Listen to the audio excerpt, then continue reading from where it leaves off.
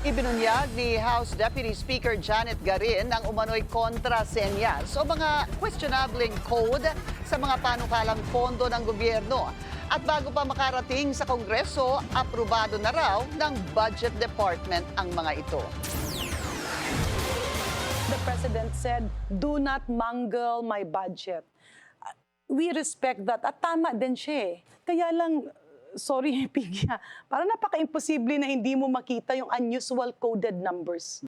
Dapat ibalik sa DBM ang proposed 6.793 trillion peso national budget para sa 2026.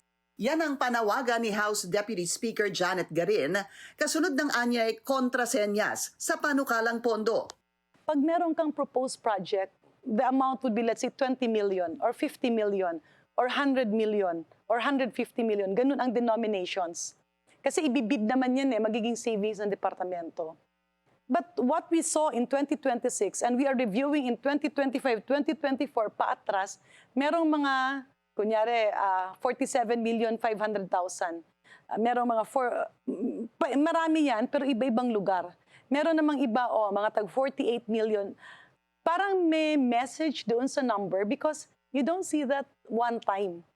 You see it across multiple areas. And you cannot call these insertions kasi binibigay na siya, andyan dyan na prior. Kaya giit ni Garin sa On Point ng Bilyonaryo News Channel, hindi dapat mapunta ang lahat ng sisi sa Kongreso kaugnay sa mga questionabling insertion. Ang pondo raw para sa mga ghost at substandard flood control projects inaprubahan ng DBM. Because Secretary Bonoan admitted it. Kasi yun nga yung point ng iniimbestiga namin. I asked him the two projects that the President visited, can you confirm that these are ghost projects? And he said yes. These were already listed when DBM submitted the budget to Congress. Meaning it's an agency initiative. Paglilinaw pa ni Garin, hindi niya pinoprotektahan si Ako Bicol Representative at former Appropriations Committee Chair Zaldico. Pero ayon kay Garin, may iba pang posibleng sangkot sa issue. There are invisible enablers who pave way to have so much impunity, so much so that the 2026 budget still has this. Kinumpirma ni Garin na nag-abroad si Congressman Ko.